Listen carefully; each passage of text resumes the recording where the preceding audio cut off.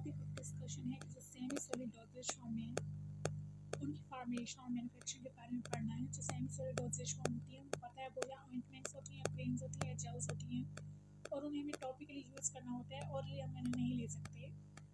ये इसके बारे में हमें पढ़ना है कि ointments, creams and gels are semi solid dosage form intended for topical application और उनको हम स्किन पे अप्लाई कर सकते हैं, आई की सरफेस पे प्लेस कर सकते हैं, वेजाइनली, रेक्टली या फिर नेजली ले सकते हैं।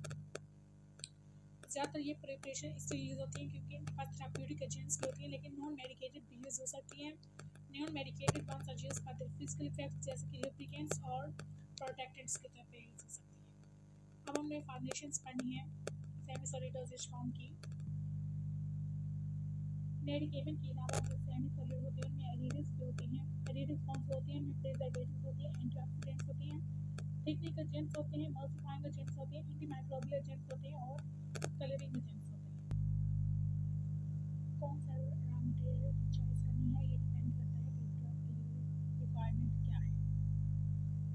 सेमी सॉलिड डोसेज फॉर्म होती है सिंगल फेज सिस्टम के तौर पे यूज कर सकती हैं और मोर कम्प्लेक्स मल्टी फेज या टू फेज होते हैं एग्जिस्ट कर सकती हैं। मल्टी फेज का एग्जाम्पल ये है कि जैसे कि एक इमल्शन होता है उसमें ऑयल होता है वाटर में विद सस्पेंडेड सॉलिड पार्टिकल्स होते हैं, तो ये मल्टी फेज है।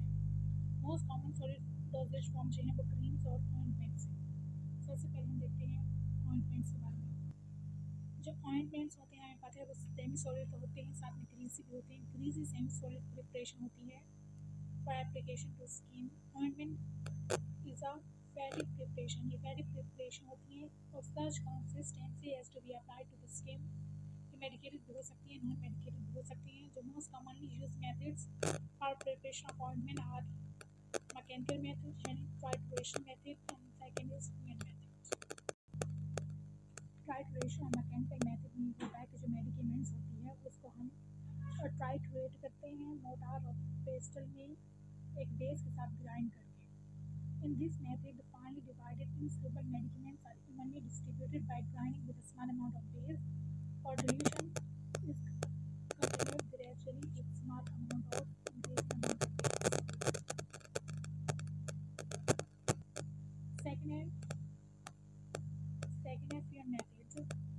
Fear method में हम ट्राइट्रेट नहीं करते बट इंग्रेडिएंट्स को मेल्ट करते हैं the descending order melt together in the descending order of their melting points and stir to ensure the homogeneity.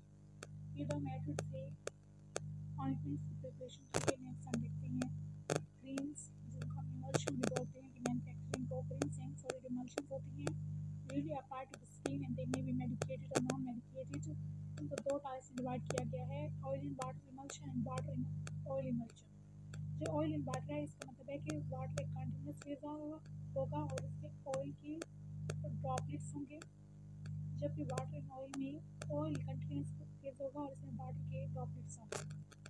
Oil in water creams which are composed of small droplets of oil dispersed in a continuous phase of water.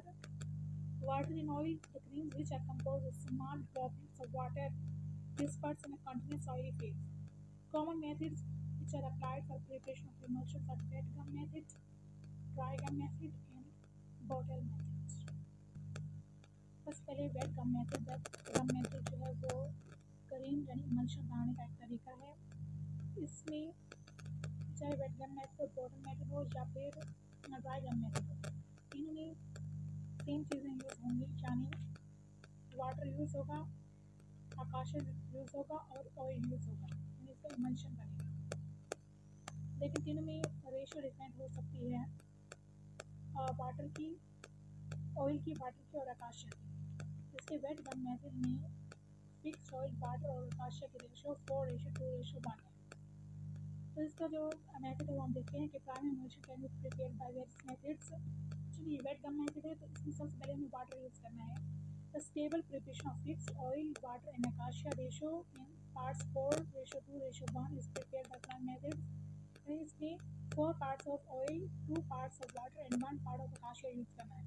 Wait gum method है इसलिए इसमें water पहले use करना है, इसलिए हमें 2 parts of water and 1 part of आकाशीय mixture हमें ट्राइट्रेट करना है with a mortar and pestle until a smooth mucilage is formed. फिर एंड में हमें ऑयल ऐड करना है. Oil is added slowly with continuous titrating until a smooth cream of prime emulsion is formed. और जब प्राइम emulsion बन जाएगा तो फिर हम इसमें वाटर या फिर एडिटिव्स ऐड कर सकते हैं और मिक्सचर को दोबारा टाइट्रेट करना है फॉर another 5 minutes और ऐड करते रहना है water to make up the volume. Dry gum method में भी को रेशो वही है फिक्स ऑयल की, वाटर की और आकाशा की, लेकिन इसमें डिफरेंस ये है कि इसमें सबसे पहले हमें वाटर यूज़ नहीं करना, सबसे पहले हमें ऑयल और आकाशा को मिक्स कर देना है. A primary emulsion of fixed oil, water and acacia is prepared by following methods. Fixed oil is mixed with acacia by mortar and pestle until the acacia powder is distributed uniformly. And when purified water add करना है और repeatedly titrate करना है जहाँ तक कि prime emulsion बन जाएगा और फिर मैं additive और दूसरी remaining quantity of water add करनी है ताकि product finish हो सके. नेक्स्ट है बॉटल मेथड. जो बॉटल मेथड है उसे ड्राई गम मेथड का एक मॉडिफाइड मेथड भी कहते हैं क्योंकि इसमें तरीका वही है, सिर्फ रेशियो चेंज होगी फिक्स्ड ऑयल की, वाटर की और आकाशा की. और ये ड्राई गम मेथड मॉडिफाइड है इसलिए ये बॉटलिंग होगा. It is modified method of dry gum method. The ratio of oil, water and acacia should be 3:2:1 or 2:1:1. Oil जो होता है सबसे पहले उसका मिक्स करते हैं आकाशा के साथ by shaking the powder uniformly. फिर हमें ऐड करना है the major quantity of water and shake until the uniform emulsion is formed. ये थे हमारे पास three methods of preparation of emulsion. लेकिन इसमें नोट करने वाली बात यह है कि जब वोलेटाइल ऑयल होता है, ठीक है, यहाँ हम सारा फिक्स ऑयल यूज़ कर रहे हैं, लेकिन अगर हम वोलेटाइल ऑयल यूज़ करते हैं तो उसके लिए high proportion of acidic add होता है, स्पेशली लो विस्कोसिटी